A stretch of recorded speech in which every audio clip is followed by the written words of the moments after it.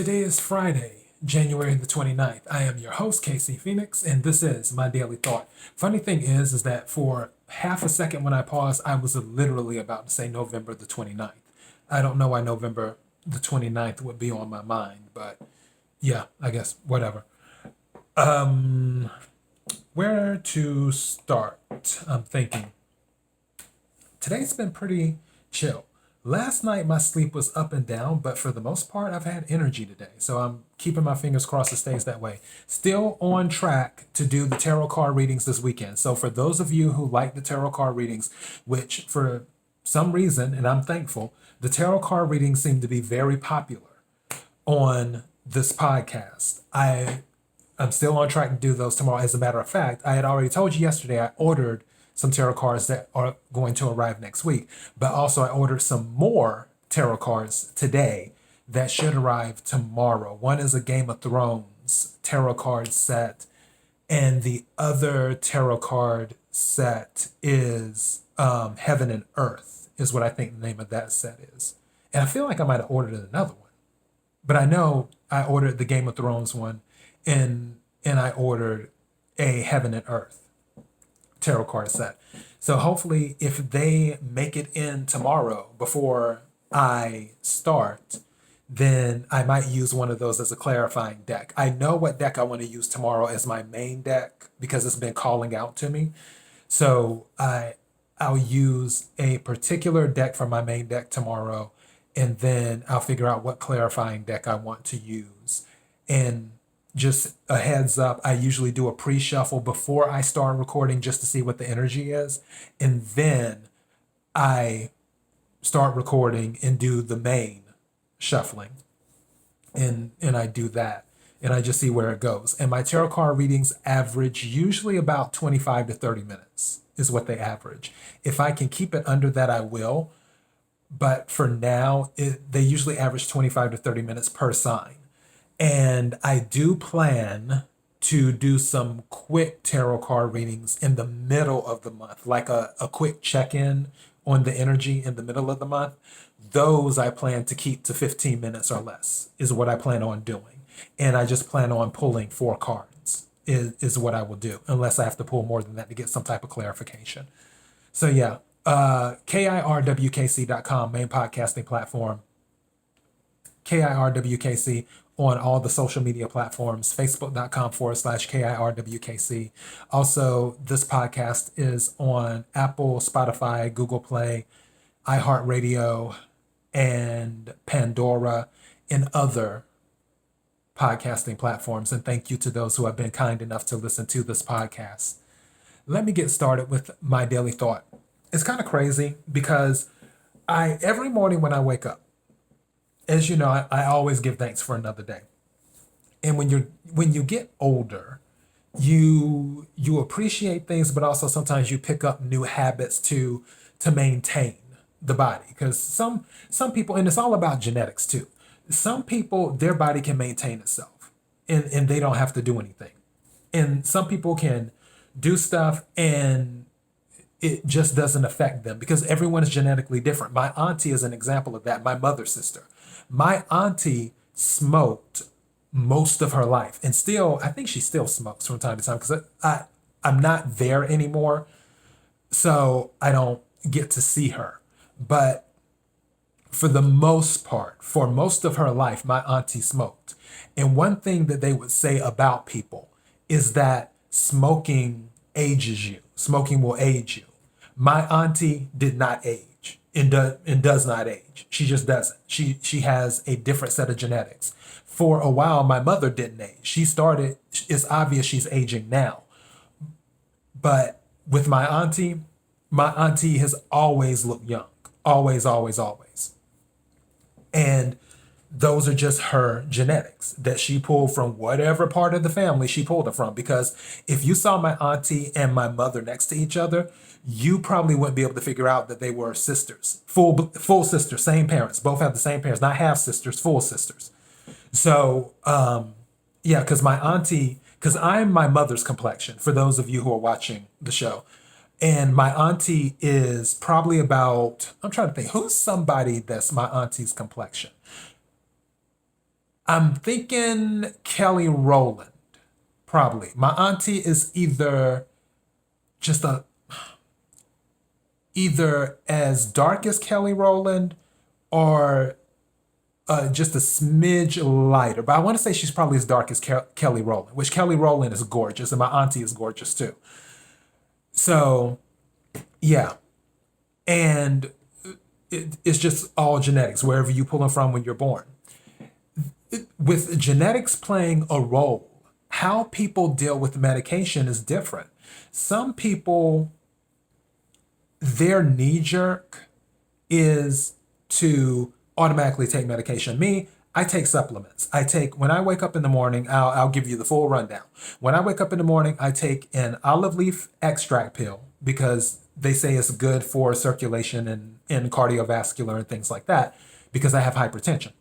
And I drink it with water mixed with lemon juice is what I do. And then once I eat a late breakfast, because I usually don't eat breakfast until about 9:30 or 9:45ish. So I eat a pack of tuna. After I eat my pack of tuna, I'll drink some flaxseed milk and then I'll take some vitamin D supplement is what I'll take. And that's for the first part of the morning. In the afternoon, when I eat lunch, I take Goli,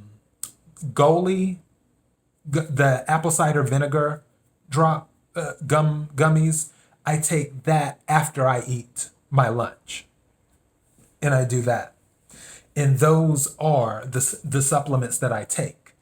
And I just feel comfortable taking them because whether they work great or not, who knows? It's to each his own. Some things are mental too, because you have situations where people take something and they think that it's helping, but really it's not hurting them, but it's not doing anything. It's just that their mental attitude is what's making them better.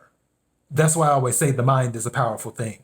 The mind, when you're not feeling well, if you can get out of that low vibration, low frequency energy, if you have the mind to fight through all of that, you can do some amazing things. The mind is your ultimate power, is what it is. The universe gave you your mind to give you power. But for people like with headaches, I've actually had for the past month and some change, I've had migraines from time to time and headaches, but I don't take anything for it. I thug it out is what I do. But for other people, if they get a headache, they're like, oh no, I'm going to get me some Advil. I'm going to take some Tylenol. I'm going to take this. I'm going to take that. That's just not my thing. I don't let that be my knee-jerk reaction. And my mother and I were having a conversation about medication because she used to be like that, where if she wasn't feeling well, she just wouldn't take any medication. She just ride it on out. And it was what it was. But now, because we were talking about sinuses, because we both have sinus issues, and I was telling her, I was like, yeah, I've had some sinus issues, but I'm just like, it'll eventually fix itself. I'm not worried about it. My mother was like, I can't do that anymore. She's like, I used to do that, but now, and I forgot what she said she takes. I think she said Flonase or something that she takes now, and she said it works really, really good. I forgot the name of it, but that's what she does. Now, I'm not a licensed doctor or a licensed anything. The only thing I'm licensed to do is give my opinion and tell my truth. And when I'm telling you this, and the reason I'm bringing this up is I want people to be curious, is what the whole point of this daily thought is. Because I know some people are like, okay, Casey, we see what you're talking about with medication. We see what you're talking about with genetics. What is your point? My point is I want you to be curious. I don't want you to always have a default of, well, let me go to this medication, or let me only stick with this specific medication.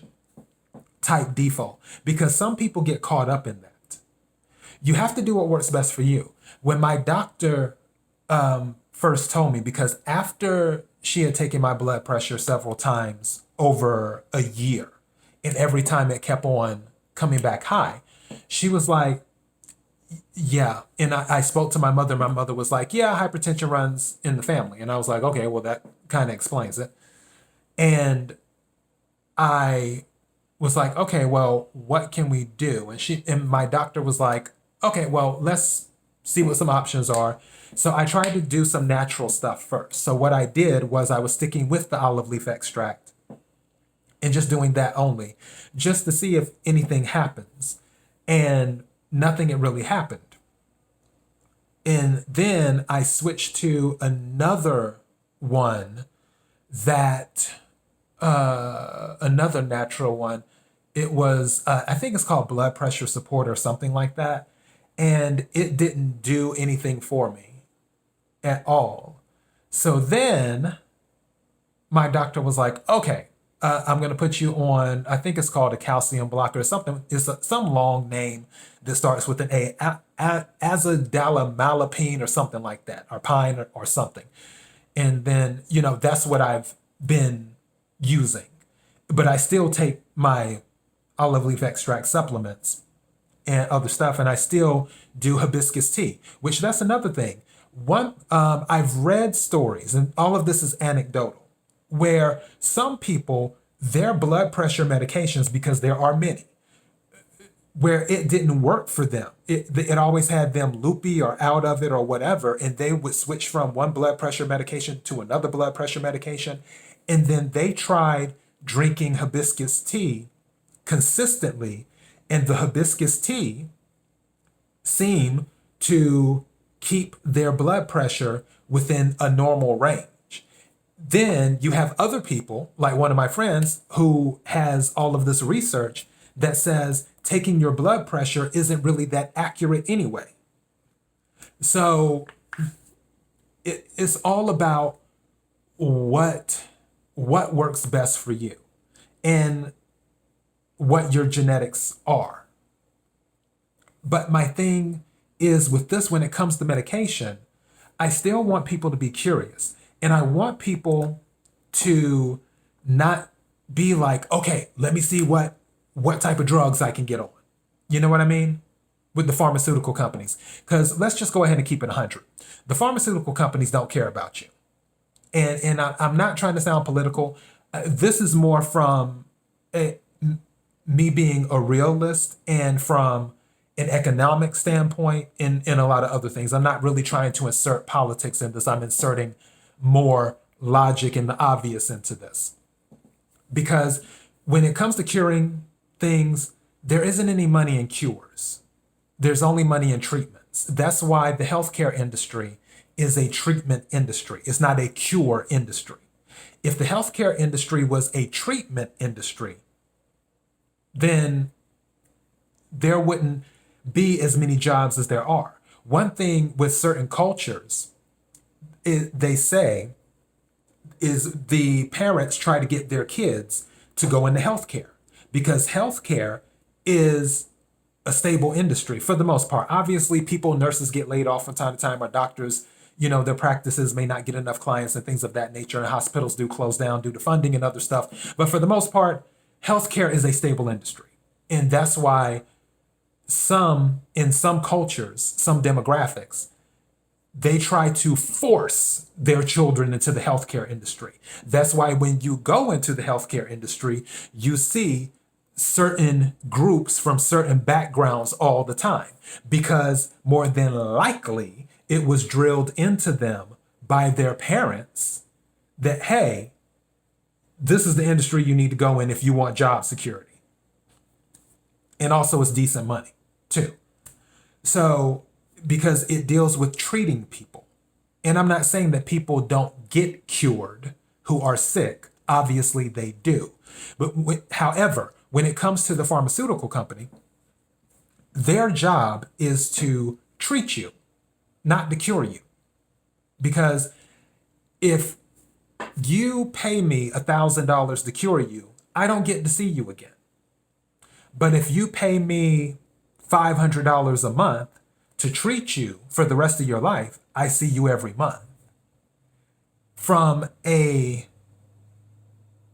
business standpoint and from the mindset of a CEO that runs a company and may have shareholders to answer to, which one are you going to deviate to? That's why when it comes to research and development, R&D, for pharmaceutical companies, they usually aren't researching cures. And if they do, it's just a small little amount when you check their R&D budget, which all of that is public knowledge. Any company that's traded publicly, you can pull all of their information where they invested money in research and development, what was invested in cures, what was invested in treatments, what tests were done, where they were done, so on and so forth. Because they're a public company, they have to do that to stay in compliance with the SEC. So that's why I'm telling people, don't make it a thing to be so quick to run to them when they may not always have your best interest at heart. This is not an anti-pharmaceutical episode. This is a be curious and look at all options on the table episode. If something from a pharmaceutical company works and it's not hurting your body and you're good to go and it's keeping you in great health, then by all means go for it.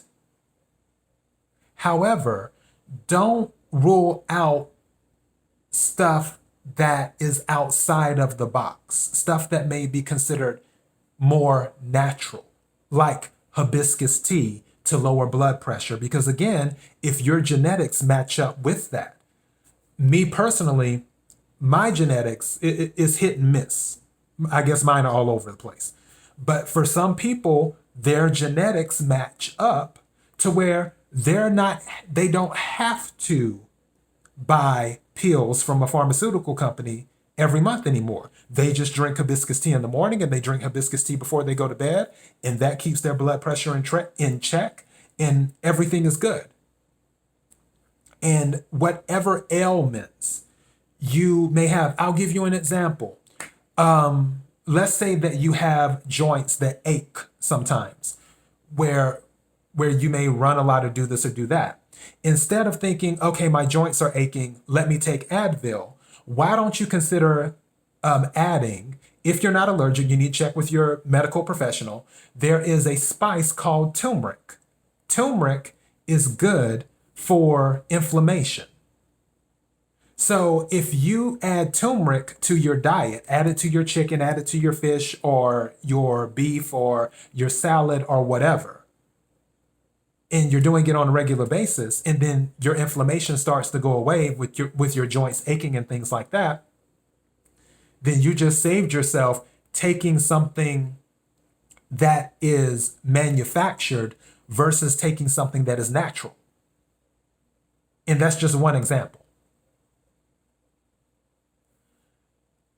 So for medication,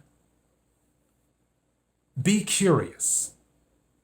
That's all I'm saying. Be curious when it comes to the manufactured medication, and also be curious when it comes to the natural medication. Regardless, speak with your medical professional, and sometimes you might need to get a second opinion too. Doctors don't know everything. Not all doctors are right. Doctors are going to have differing opinions.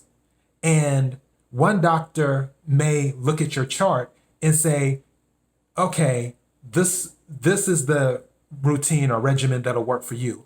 Another doctor may look at your chart and say, you know what, let's go this route. Let's go a different route. This might be better for you based off of this, and that.